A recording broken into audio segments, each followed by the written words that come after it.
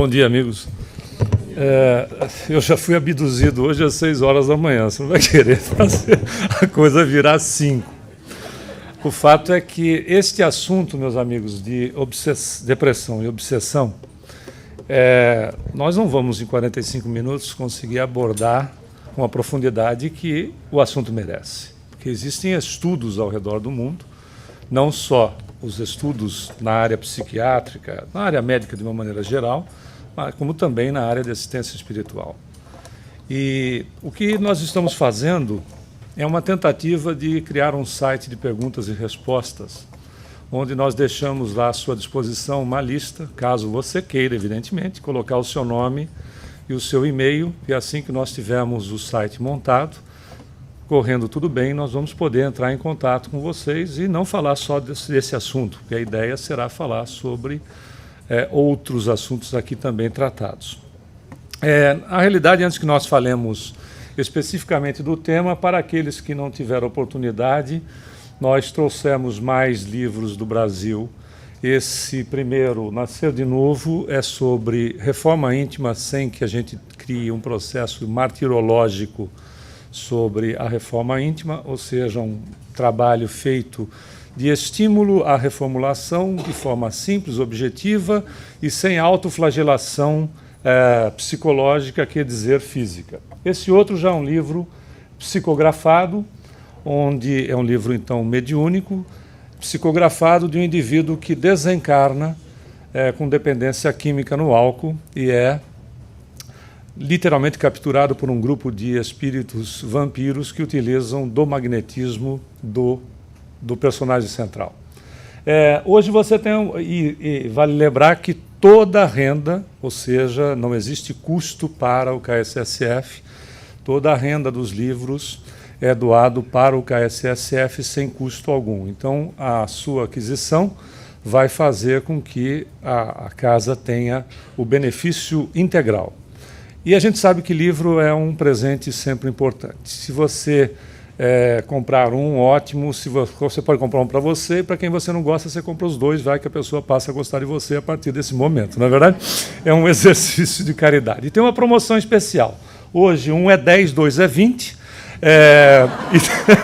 E com um detalhe, você ganha o autógrafo do autor. E os 4 primeiros que comprarem esses 2 livros, os 4 primeiros que comprarem, vão levar, esse é um sample ainda do livro Chico Xavier, que é a tradução do livro Chico Xavier de nossa autoria, que já foi lançado no KSSF em 2013, nós estamos trazendo, são 4 samples, como samples então não podem ser vendidos, porque vão precisar de um acerto ou outro, principalmente no inglês, mas ele foi traduzido para o inglês, é um dos nossos livros, onde nós, durante 20 anos, nós tivemos a possibilidade de termos um trabalho junto ao Chico, no Grupo Espírita da Prece, em Uberaba. Então, são as nossas experiências junto ao médium. Para não ficar uma coisa fantasiosa, todos os assuntos tratados são escorados em obras que dão sustentação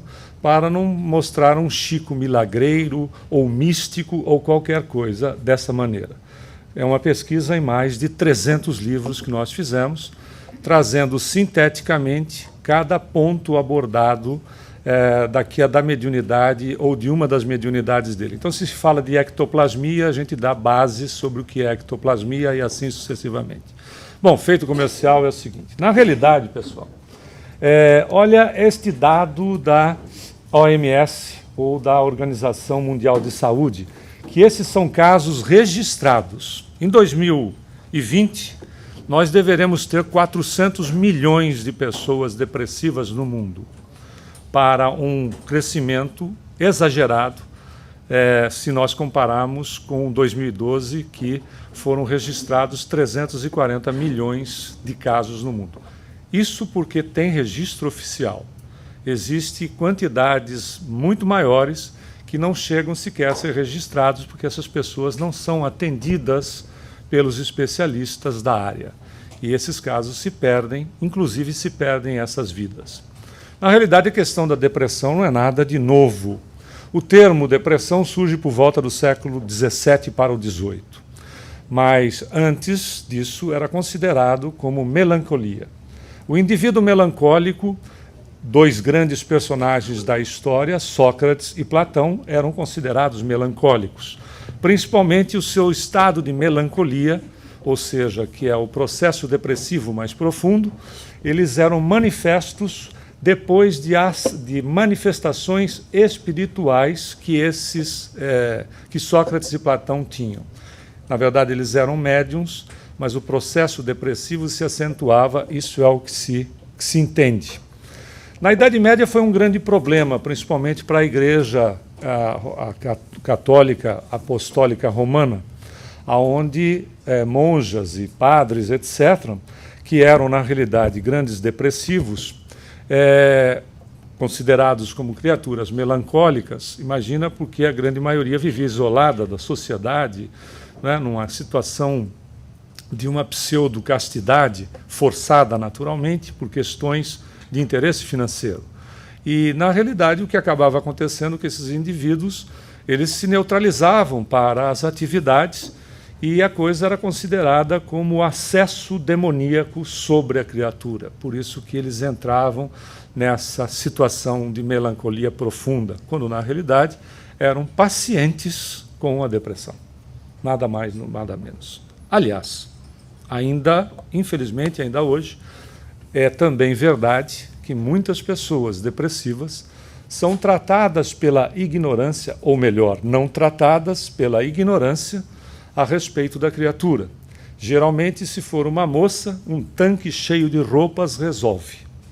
E se for um homem, a ocupação, ou seja, o trabalho, resolve o problema desta onda que o indivíduo está fazendo.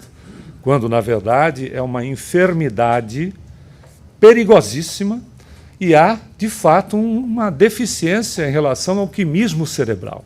O indivíduo tem uma deficiência de natureza química no cérebro. Se não for tratado, pode levá-lo a consequências muito graves. Vejamos um outro dado. Por isso que psicólogos, teólogos, por exemplo, sociólogos e psiquiatras procuram entender essa questão. A gente tem tanta conquista, isso é uma verdade, na área da saúde física, mental e psicológica, no entanto, a gente está sofrendo mais. Isso por quê? Porque falta um componente. O homem não é só o resultado disto que se apresenta. O homem, ou seja, o ser humano.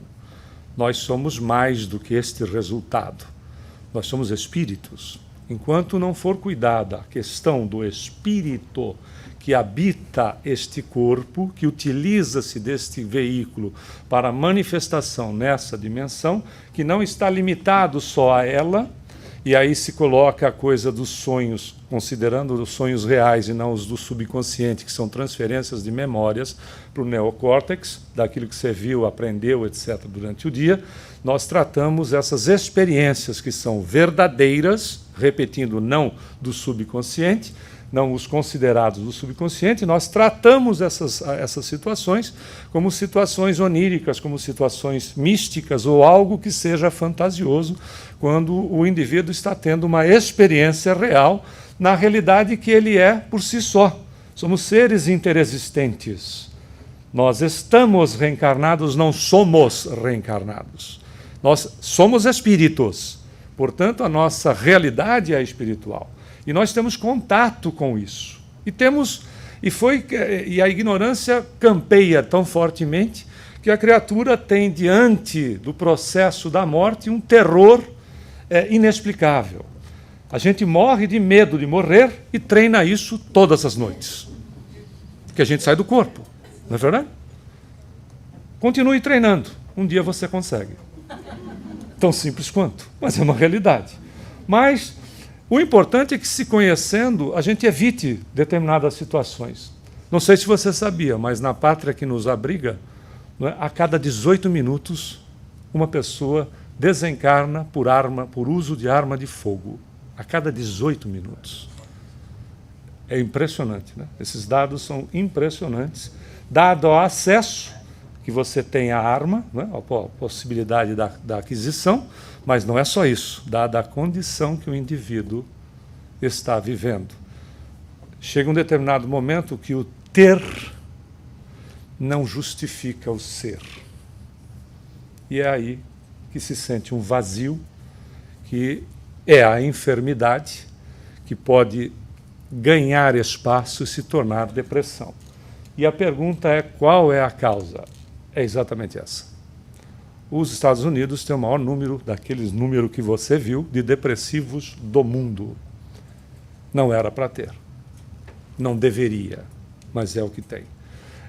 Então não é só a possibilidade do recurso que está à disposição do indivíduo. Isso não completa o indivíduo, faz parte da existência. E, por vezes, dado a cultura, não é americana, a cultura que se implementa no mundo, nada contra os marqueteiros e a economia, é evidente que isso seria um absurdo. Mas, dada a cultura do consumo, não é consumo, consumidores todos nós somos. Ok? Porque nós compramos para viver, então somos consumidores. O problema não é ser consumidor, é ser consumista, que já é a enfermidade implementada no indivíduo, desviado para o consumo ou para qualquer outra coisa, por exemplo, como drogas e assim sucessivamente, qualquer coisa que seja de dependência. Tem que levar em conta esses aspectos importantes. Tristeza não é a depressão e faz parte de um quadro saudável. O depressivo, um ponto específico pode levar o indivíduo à depressão, mas a depressão, a rigor, pode não ter absolutamente uma causa conhecida. A tristeza, você sabe por que está triste. A depressão, não necessariamente você sabe por que está depressivo. A causa pode estar remontada às questões do espírito, que a gente vai ver um pouco mais para frente, em situações que não adianta querer ficar buscando a causa, e sim trabalhar de maneira que minimize pelo menos o efeito, sem receio de procurar o terapeuta. Sem receio, repetimos, de procurar o terapeuta. E sem receio de tomar a medicação. Essa história de profunda ignorância que acaba entrando nas massas de que eu não vou tomar remédio desta natureza ou para este tipo de tratamento porque eu não estou louco. Porque procurar um psiquiatra era sinônimo de esquizofrenia ou algo acentuado dessa maneira. Quando isso é um absurdo. A medicação que pode ser tomada e, de repente, não pode ser suspensa porque a pessoa decide, porque ela toma uma medicação por um período, acaba ficando bem e ela corta a medicação. É a mesma coisa do indivíduo que seja hipertenso. Quem é hipertenso, por mais cuidado que tenha e tenha que tomar a medicação, ele pode ter qualidade de vida a existência toda, mas ele tem que tomar a medicação e isso não causa nenhum tipo de problema. A mesma situação se dá porque há uma deficiência de natureza química que foi implementada ao longo do tempo, e não importa se vem dos aspectos do espírito, se vem de situação atual. Lembrando que não é com o processo de tristeza, não é qualquer um que está triste por algum motivo que vai ser um depressivo em potencial. Porque nós vivemos, o ser humano ele tem quadros de euforia, de tristeza, de frustração, de preocupação, de desencanto, e assim sucessivamente. Isso é natural na criatura. Nós não somos, nossa vida, condição de vida nossa, nós usamos aqui o exemplo, ela é curvilínea. Nós não vivemos assim, não é? Nós não vivemos numa reta única. Só quem vive em reta única é esquizofrênico, porque eles não têm emoção.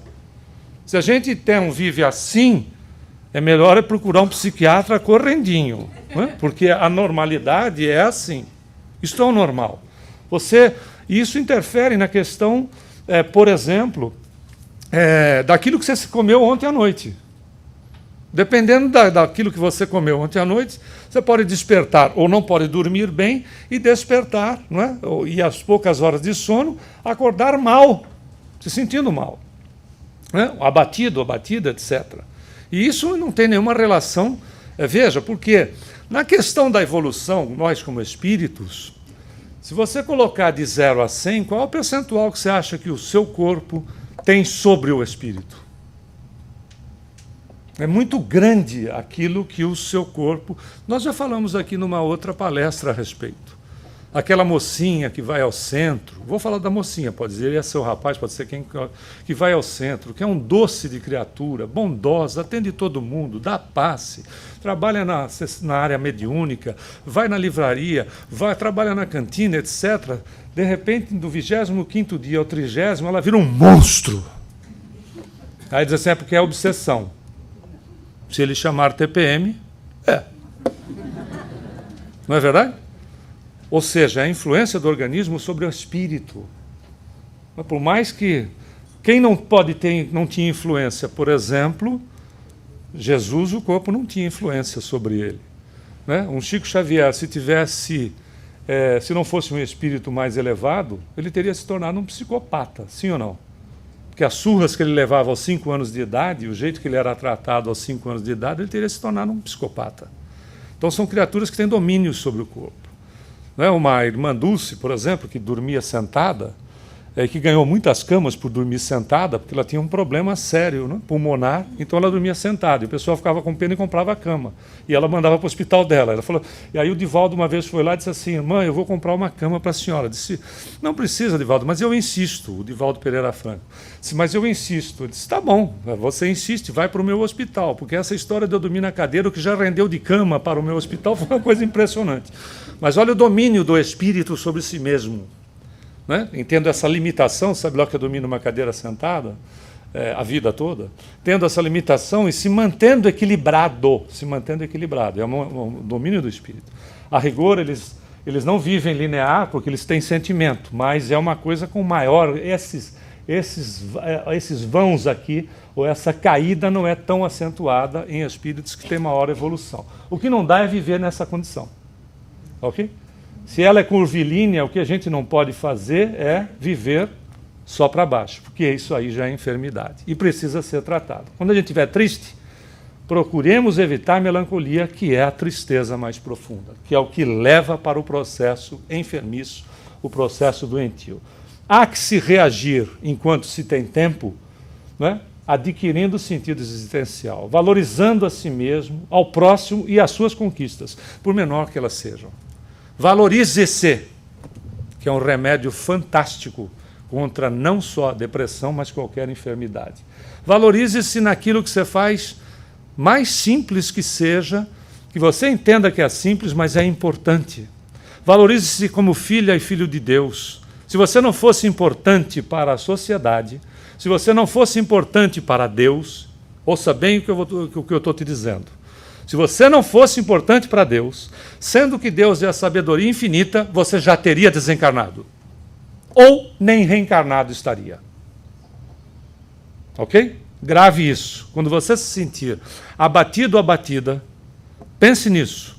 Se você não tivesse importância para Deus, na sociedade atual, neste instante onde você está, com aquilo que você faz. Ah, mas eu sou uma dona de casa. Com aquilo que você faz, a importância que você tem no lar, por exemplo, se você é do lar, na questão da administração, não é única e simplesmente financeira, mas a dona de casa administra o sentimento, porque ela dá direcionamento nas criaturas. Se você não fosse importante, você já tinha desencarnado.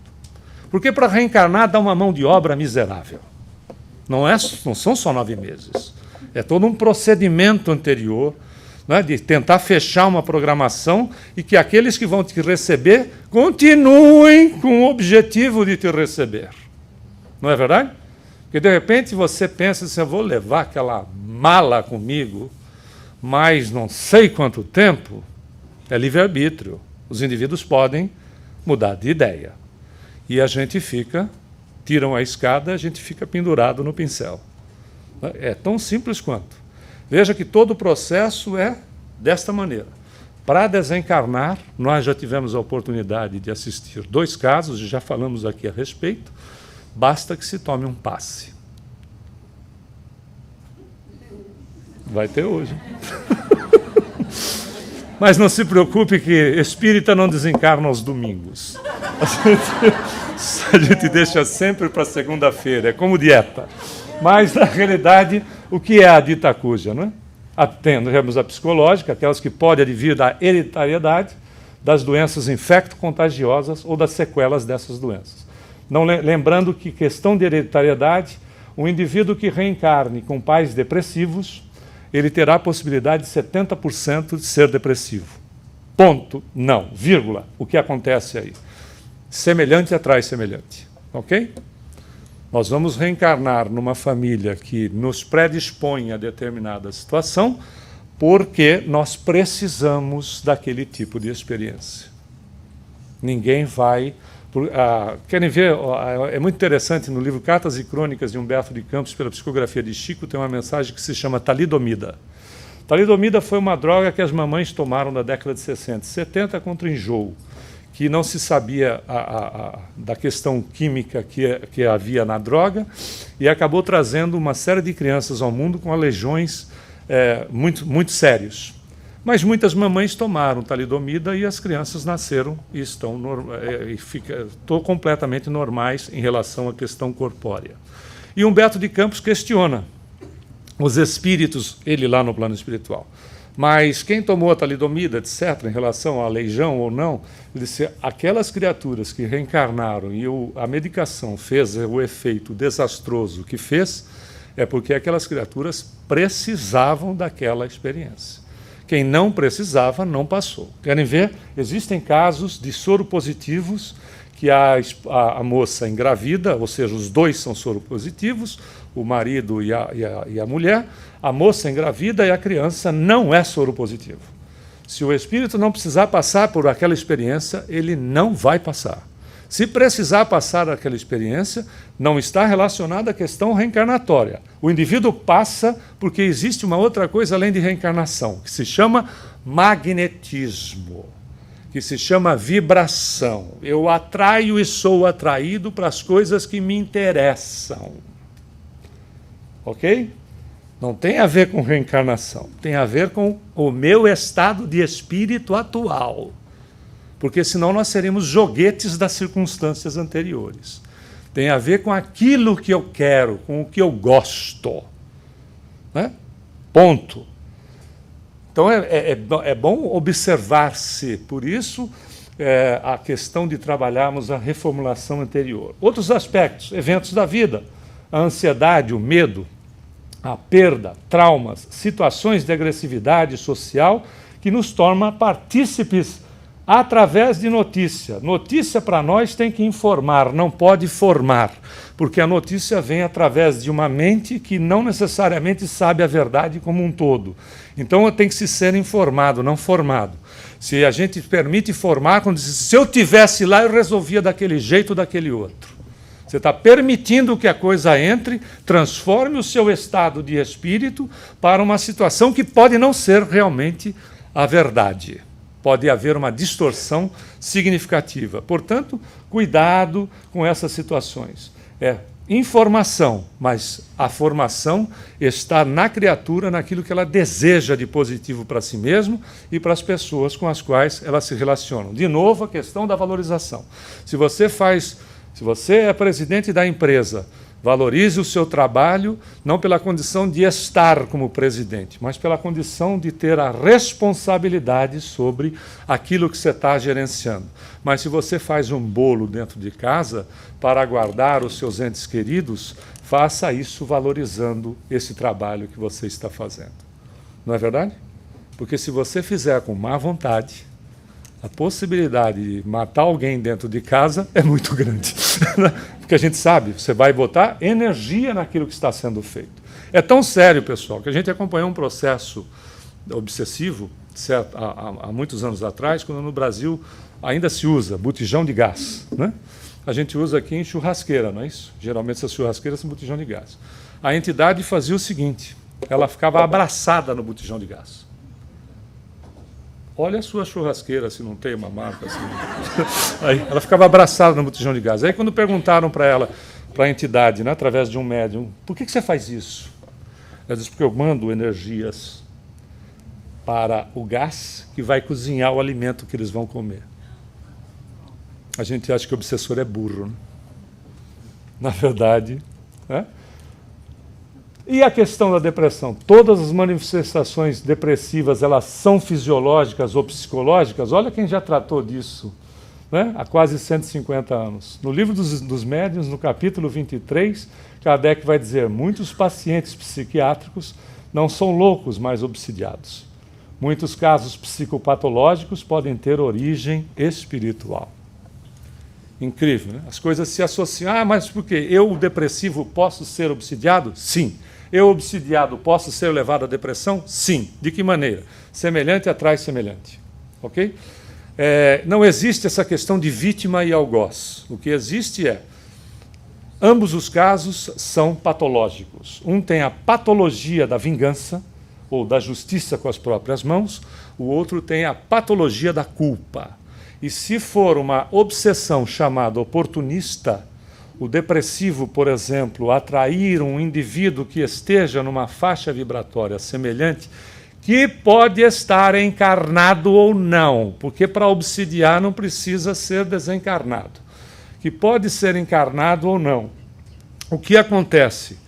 O indivíduo que está atraindo não é vítima, ele está dando permissão.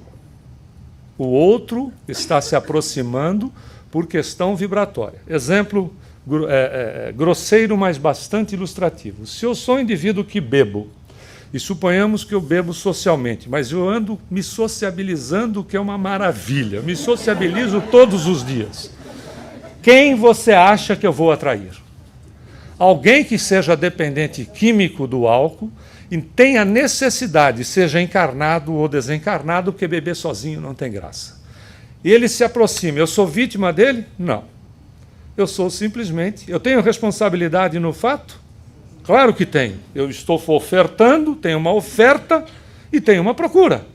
Isso é lei de marketing. Tão simples quanto. Eu estou oferecendo um produto, sempre tem alguém interessado em comprar. Né? Por menor que seja a quantidade de compradores, alguém vai acabar comprando. Então, na realidade, eu sou responsável porque eu estou atraindo.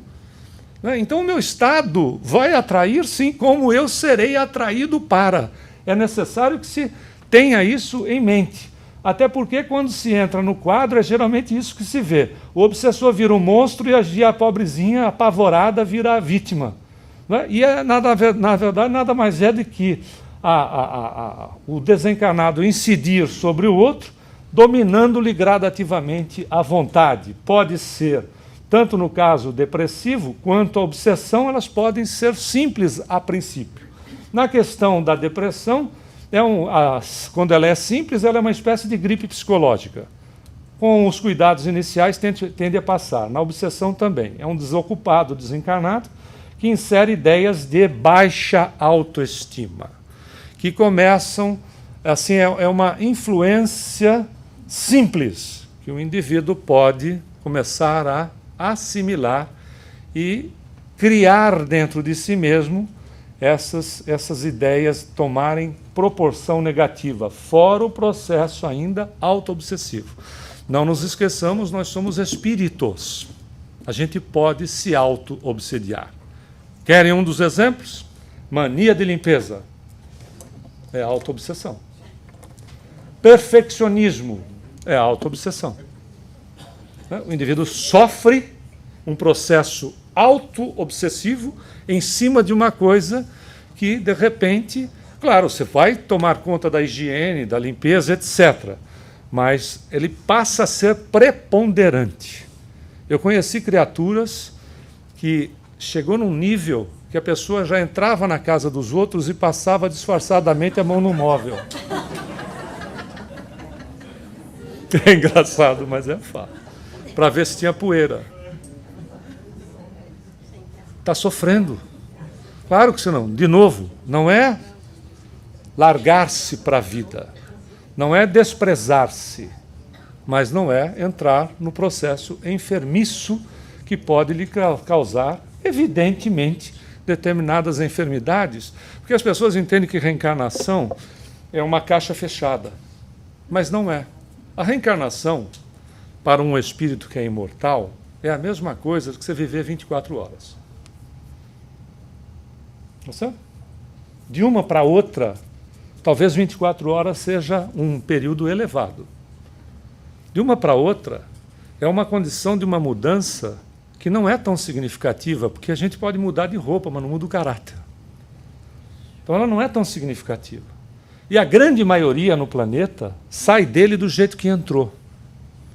Ou seja, desencarnam, chega no plano espiritual. A história de mamãe. Mamãe desencarnou faz 2 meses. Católica fervorosa, desencarnou com 95 anos, por um acidente de percurso. Senão chegava aos 100 e tanto. Com certeza. Aí vem de uma família, toda ela longeva. Ela desencarnou e, como católica ferrenha, está dormindo no plano espiritual. Óbvio, ninguém vai violentá-la. O que vai acontecer com isso? Porque se ela despertar lá, se houver esse despertamento, isto tudo que ela viveu aqui não passou de um sonho.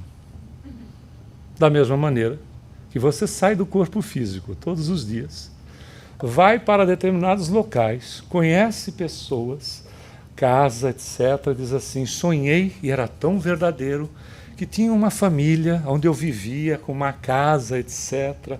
Eu me relacionava com grupos diferentes de pessoas. Foi um sonho. Pode ser mais real do que você imagina. Com a diferença de que é daqui para lá. Quando a gente estiver lá, ninguém será violentado, se não tiver a consciência desse aspecto. Conhecer a reencarnação não muda nada. O negócio é ter consciência sobre, o que é muito diferente. Então o indivíduo vai estar lá, vão violentá-lo. Como é que vão fazer com os nossos irmãos evangélicos? Dizer, escuta, reencarnação existe e você está desencarnado. Você acha que ele vai acreditar? Você acha que vão fazer o quê? Vão violentá-lo? Não. Isto aqui não passou de um sonho. Um sonho bom, um sonho desagradável, etc. Quem quiser, confira no livro Os Mensageiros de André Luiz, pela psicografia de Chico. A grande maioria sai, diz Emmanuel, não nessa obra, mas em outra, no Consolador. Saem do berço, vão para o túmulo, saem do túmulo e vão para o berço sem saber o que está acontecendo. Por quê? Porque isso é para manter ele na ignorância? Não. É porque o processo da divindade, Deus nos ama. Então o amor não violenta. O amor não violenta as criaturas. O amor permite que o indivíduo cresça naquilo que é necessário no tempo que for adequado. Você é imortal. Para que apressar as coisas? Deixe que o indivíduo tenha consciência gradativamente, não é verdade? Respeite-o. Por isso que certa feita foi um colega nosso fazer palestra num centro de candomblé. E ele foi falar a respeito das imagens. Você acha que deu problema, não? É óbvio que deu problema. Você viu aquele quadro no Brasil, uns anos atrás, de um pastor chutando a imagem de Nossa Senhora Aparecida? Chutar a imagem de Nossa Senhora Aparecida no Brasil? Você está correndo um risco de vida. Não é verdade? Você proibir, mas é porque a imagem não quer dizer nada. E a imagem não é ídolo. Olha que coisa interessante, né? Porque a imagem vem do quê? Vem de ídolo de pedra, vem de idolatria, mas virou imagem. Se a pessoa é necessário para a pessoa, se é importante para a pessoa, o que é mais importante? Ela ser uma boa pessoa com a imagem ou ser um mau caráter sem imagem?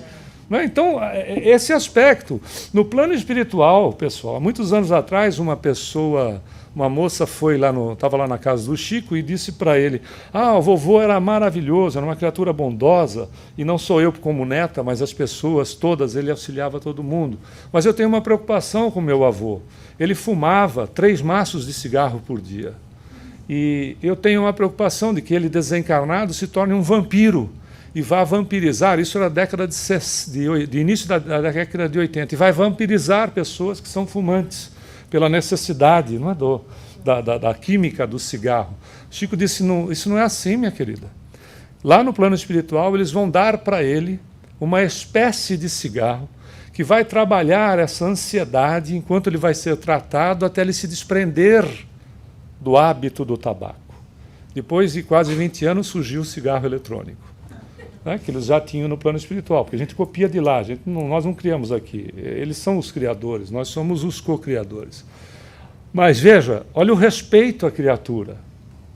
Isso não justifica a questão da gente continuar fumando, não é?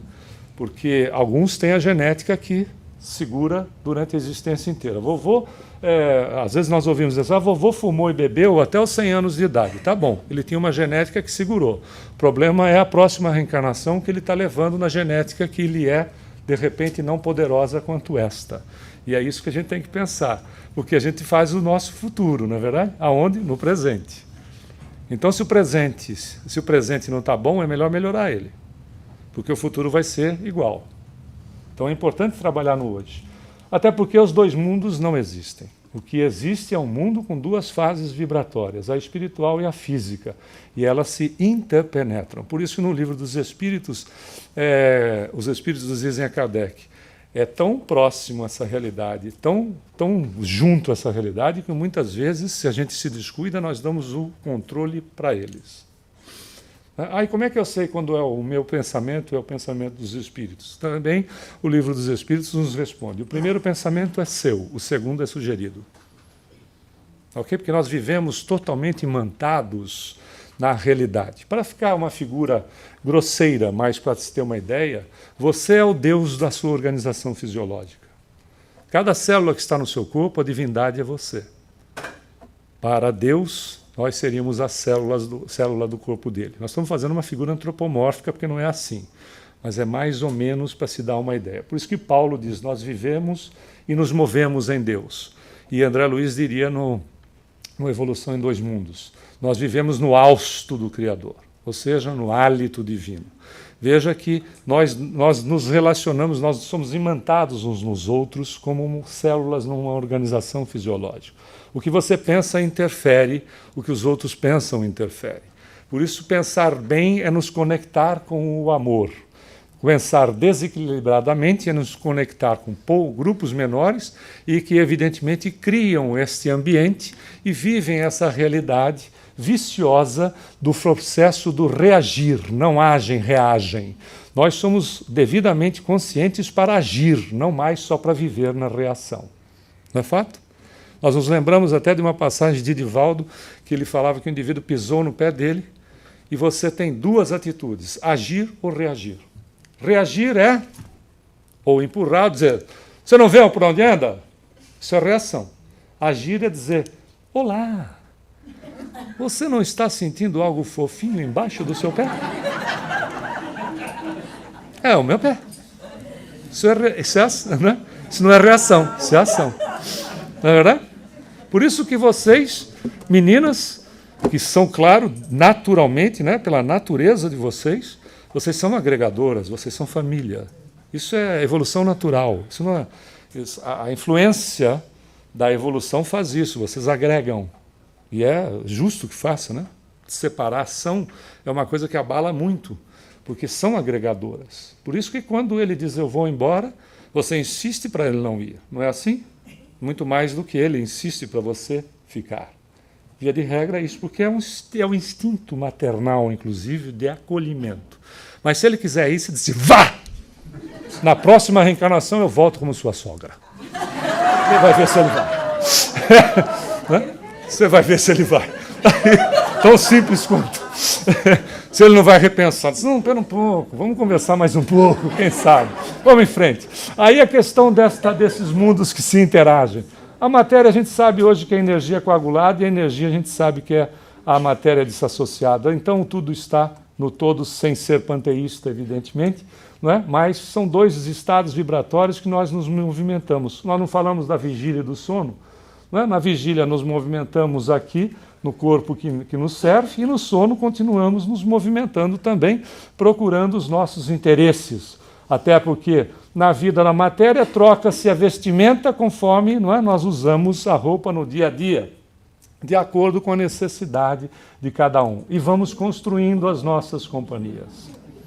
E cada um constrói a companhia que bem entende. Olha que maravilha, não é? E dentro dessas companhias tem um ditado que disseram que era de Jesus, mas é popular, não é manhã? Que é, dize-me com quem tu andas, que eu te direi quem és. Você escolhe com quem você anda. E os Espíritos nos dizem de forma semelhante. Dize-nos o que pensas, que nós te diremos quais são as tuas companhias. Fantástico, cada um escolhe aquele que quer. E cada um, como nesse caso, bebe com quem bem entende. Né? Lembrando-se sempre de que a responsabilidade não é do outro, a responsabilidade é minha. Conscientização é ser responsável por si mesmo. É procurar saber até onde nós vamos com o nosso direito para não agredir o direito do outro. Isso é caridade. A gente vive procurando fazer caridade para fazer para os outros, quando ela está estampada na postura de cada um de nós. Dependendo daquilo que a gente atrai, ocorrem os sintomas obsessivos e a gente pode atrair o violento ou o pacificador. E o desdobramento disso pode ser obsessão, pode ser depressão, sim, e vou repetindo, o contrário também verdadeiro. Fora ainda as antipatias ou simpatias. Como é que elas ocorrem? É simples. Tudo é uma questão de projeção. Está no inconsciente de cada um de nós. Determinadas criaturas fazem com que nós recordemos situações simpáticas ou antipáticas e alterando o nosso estado noradrenérgico. Significa dizer o seguinte, se é projeção, eu acabo conhecendo uma pessoa, e aí veiculou no mundo espírita, não é, de espíritas, que conhecendo uma pessoa que me era simpática ou antipática, seria meu amigo ou meu inimigo espiritual. Ora, vamos dar um desconto, que a coisa não funciona assim.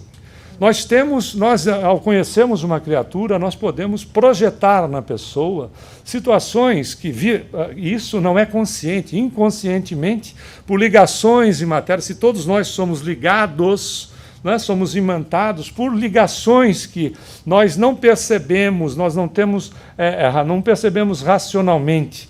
É do subconsciente. Nós podemos ter projeções na criatura daquilo que a gente não gosta. E a pessoa ser antipática para nós. A questão é pura e simplesmente de energia. É uma energia que não casa. Se eu torço para um time, é óbvio que eu vou querer falar com pessoas adeptas àquele time. E não com aquele que, de repente, ganhou o campeonato em cima do meu time. Esta criatura, por si só, já não me é muito simpática em relação a essas questões. Mas é tão simples quanto, da mesma maneira que quando você se apaixona. Não é beleza? A paixão mostra isso. O que você projeta no outro? Só coisa boa. Durante 36 a 40 meses, aquela criatura é a coisa mais importante da sua vida. Depois de 40 meses, isso passa. Né? Porque a adrenalina precisa normalizar, porque senão você morre de paixão. Você não come, você não dorme, né? Você vive para aquela criatura. Eu não vivo mais sem você. O seu pulmão foi transferido. Né? Você respira por ela, mas é uma realidade. Aí quando o quimismo, porque o processo todo é químico, né? Os gregos românticos diziam que a alma vivia aqui no coração, então você faz a declaração assim, não é? Eu amo você de todo o meu coração. Ainda é bonitinho, né? Ainda é. Imagina você dizer assim, cientificamente, eu amo você com todo o meu quimismo cerebral. Não tem a mesma graça. Não tem a mesma graça. Não tem o mesmo apelo. Mas a realidade é que é um processo químico que precisa se normalizar e demora de 36 a 40 meses, porque a natureza faz o seguinte, aproxima, há um processo de relacionamento, gera-se uma nova criatura, olha como a paixão é uma maravilha. Senão a nossa raça tinha desaparecido. E desta nova criatura, e aí entra numa normalidade, que se o indivíduo construiu a questão do amor, ele vai dizer que está apaixonado há 50 anos que está casado com aquela criatura. É verdade sobre determinados aspectos, mas é o amor que o indivíduo sente, que ele trabalha todo o processo químico, né, do corpo, fazendo com que aquelas manifestações, né, de apego não, mas de relacionamento mais intenso continue agindo em si mesmo. Não é fantástico isso? Por isso que se apaixonar é uma beleza. Ela não é um problema. O problema é perder o controle sobre ela. Aí passa a ser o problema. Na realidade, então, perceba que não é questão de inimizade do passado, e nada mais do que uma condição que pode ser projeção. Pode haver essa relação de amizade e inimizade do passado? Sim, pode, é óbvio. Da mesma maneira que, como diz Emmanuel no livro Vida e Sexo, nós vamos encontrar os nossos amores reencarnados. Grandes amantes, pai, filha, né? Esposa, marido, de outras reencarnações, podemos encontrar? Sim, podemos. Podemos encontrar aquele amor, né? aquela paixão assim, que esfogueante na nossa vida. A gente encontra criaturas, geralmente, nos lugares onde mais nós frequentamos, não é isso? Por exemplo, pode acontecer na casa espírita. Porque a paixão ela pode acontecer num toque de mão, numa palavra que você diga, numa troca de olhares, coisas do gênero assim. Porque e isso vai acontecer? Pode acontecer, claro. Né? Podemos encontrar, então, grandes amantes, mas daí a se envolver vai uma distância enorme. Porque a questão do envolvimento está relacionada a ter ou não ter, ou melhor, usar ou não usar do bom senso, que é exatamente a questão do controle. Está vendo que roda, roda, roda, cai tudo sobre o mesmo problema, né? Em questão de obsessão, depressão, etc., há que se manter o maior nível de controle possível. E se precisar de medicação, não deixe de medicação. Não deixe uma onda de tristeza do tipo monólogo, não sou feliz, as pessoas não gostam de mim, instalar-se um quadro depressivo natural, que começa como monólogo e se associa em obsessão, né, os casos de depressão por culpa, situações não resolvidas, pagamentos não efetuados, débitos do passado. Ou seja, Jesus trouxe a medicação, perdoe-se. Não é perdoar o outro apenas, perdoe-se, entenda como uma criatura em evolução, entenda-se como uma criatura em evolução, e não um espírito que está no domínio de todas as situações. É um espírito em evolução, perdoe-se. Se você não se perdoar, você não perdoa o outro. Não sejamos infantis. Você só perdoa o outro se você se perdoar. Não carregue culpa. O indivíduo tem, e Deus sabe disso, a possibilidade de cometer enganos, a possibilidade de errar. Você erra por desconhecimento, não porque é teimoso. Quem erra por teimosia, porque sabe e sabe que não deveria fazer, esse está criando um caso de sofrimento para si mesmo. Mas a grande maioria de pessoas reencarnadas nesse planeta erra por desconhecimento, por permitir-se não racionalmente a influência do meio, que influencia e cada um aceita a influência que quer, porque é livre-arbítrio das criaturas. E tem a sagrada experiência de cometer o equívoco. Então perdoe-se, é Jesus. Se você olhar o Evangelho, Jesus fala sobre perdão uma infinidade de vezes. Mas não é só de nós para com o outro, é de nós para conosco, para que a gente não entre em quadros enfermiços de cobranças daquilo que a gente não pode mudar. Tem quadros que não dá para mudar. Aquela criatura que você ama desencarna, você não consegue mudar.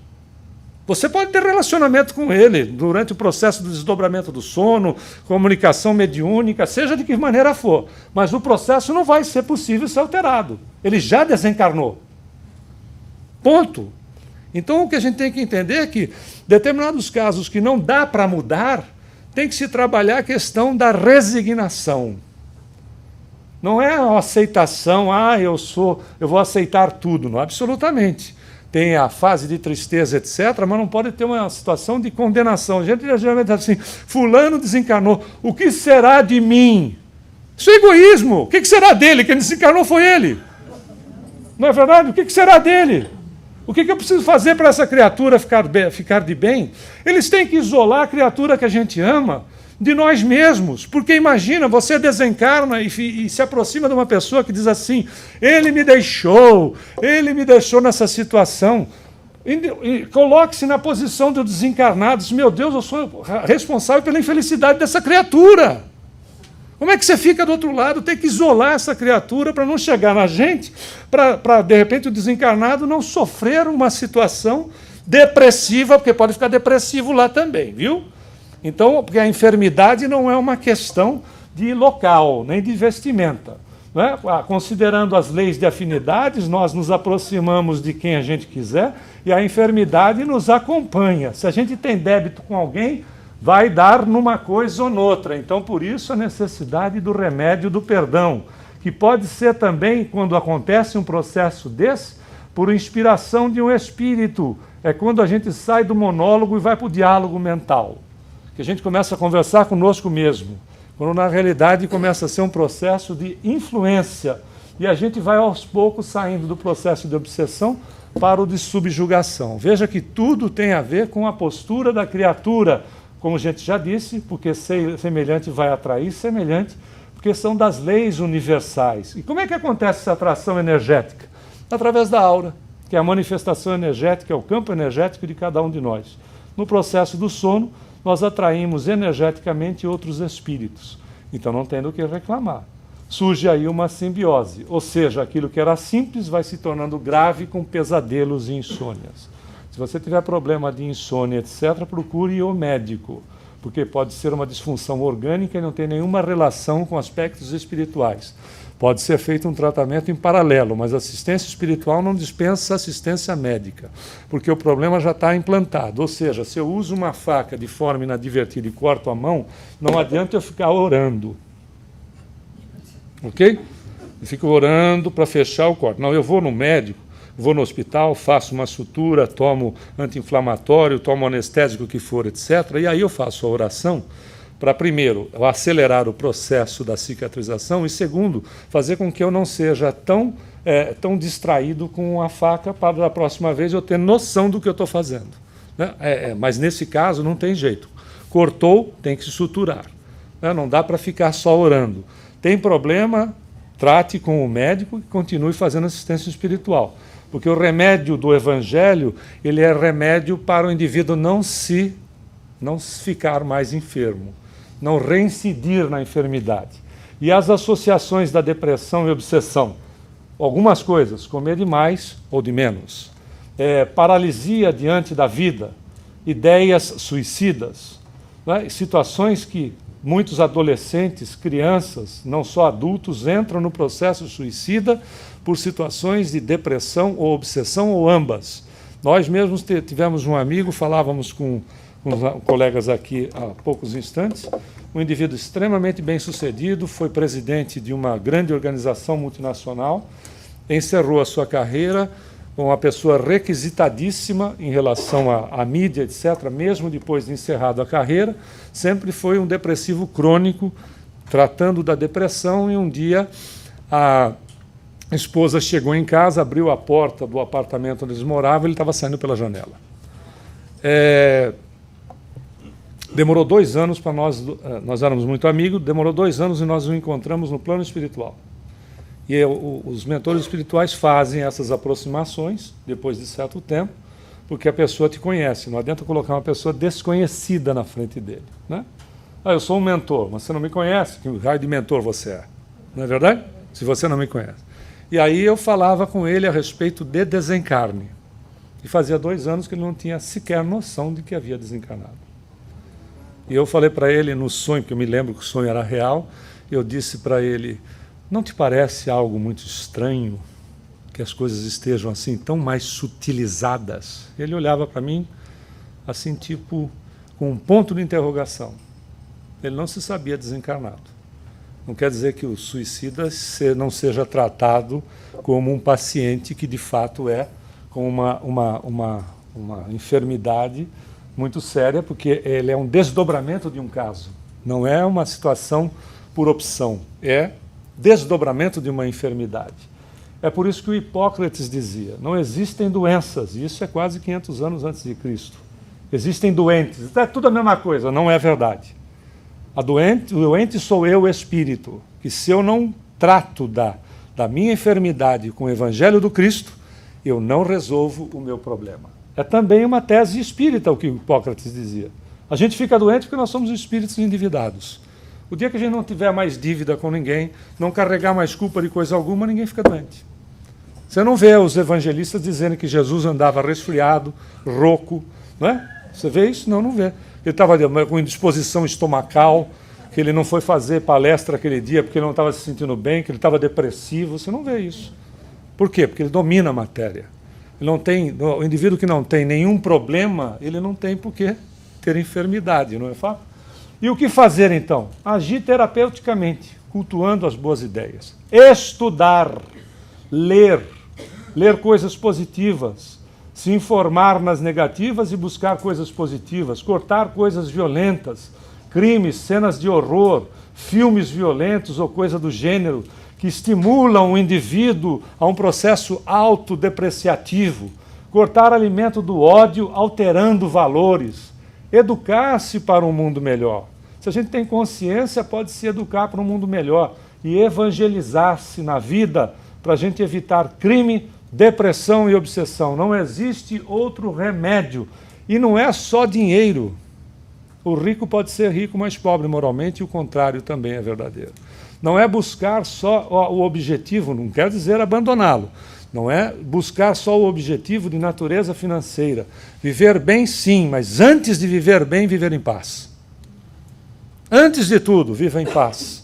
Viva em paz consigo mesmo. Tendo em paz, tudo ou mais vos será acrescentado. É exatamente esse aspecto.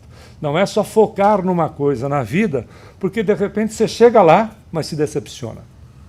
Né? Então, não adianta querer morrer milionário. Viva milionário. Viva em paz. Antes de mais nada. Busque na oração. A oração como reforço da criatura. A prece não é religião, não é misticismo, não é superstição, não é método ultrapassado. Não faz parte de religião. Laboratórios provam que a oração é efetiva. É a relação sua com a divindade, sem nenhum processo de querer colocar situações formais. Se está doendo, e você fala com alguém que você ama, você diz assim, está doendo, me ajude porque eu estou com dor. Essa é a relação com a divindade. Né? Se você precisa pedir, peça, agradeça também pelo fato daquilo que a gente está passando. Recorrendo à terapia, à medicina, não esquecendo dessa parte, porém buscar assistência espiritual na desobsessão e fazer um trabalho de reforma íntima, até porque o Espiritismo é bússola para nós nos encontrarmos na vida. Então, meu amigo, para a deprê ou B, só mesmo SP. Ou seja, para a depressão, obsessão, só mesmo a espiritualização, não é verdade? E tem outro detalhe em relação à questão da medicina, que o Ministério da Saúde adverte, ao persistirem os sintomas, o Evangelho deverá ser consultado. E nós trouxemos aqui um filminho bem curto a respeito daquilo que a gente produz conosco mesmos, no que diz respeito à depressão ou obsessão. Vamos ver se o som está bom. Como é que eu tô? Aumenta um pouco o som. Como é que você acha que eu tô? Tô mal, tô muito mal. Tô conseguindo fazer nada, tô fraco, uma angústia enorme, um vazio. Tudo que eu faço dá errado, não consigo terminar nada que eu começo a fazer. Eu acho que deve ter um espírito obsessor me perseguindo. Parou.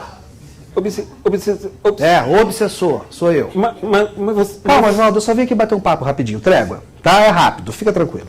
Mas, cara, o que eu te fiz pra você me perseguir? Isso é uma longa história, deixa eu falar. Eu te matei em outra vida ou alguma coisa assim? Não, matou não. Você me destruiu. Você destruiu minha família, morreu de fome por sua causa. Você era um fofo, um amorzinho de pessoa, né? Para de me atormentar, por favor, não aguento mais. Não, aí é que tá. Eu não consigo te atormentar. Quando eu penso em te atormentar, você já se prejudica sozinho. Hã? Eu fico só olhando, porque você é mestre em se dar mal sozinho, não precisa fazer nada. Então para de colocar a culpa em cima de mim de tudo de errado que te acontece, ok? Me deixa em paz, me larga. Quem é o obsessor aqui? Quem é que tá... Mas como assim? Por exemplo, Oswaldo, eu chego aqui de manhã pronto para te obsidiar.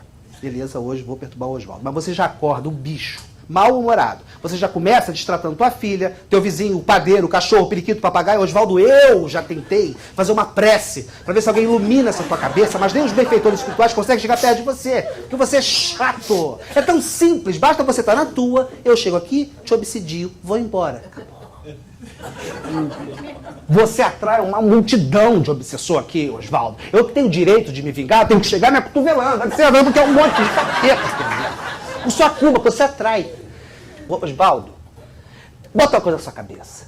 Cada palavra de ódio, de rancor, de autopiedade que sai dessa tua boca é uma pedra que você mesmo bota no seu caminho. Eu não tenho nada a ver com isso. Entendeu? Vamos ter mais um pouquinho de equilíbrio? Vamos tentar um pouquinho para o Tio fazer o trabalho dele, pode ser? Ok? Agora eu vou embora que eu não tô aqui pra ficar dando um conselho, não, tá? Isso é coisa de mentor e eu sou obsessor. Ok? Eu sou mal.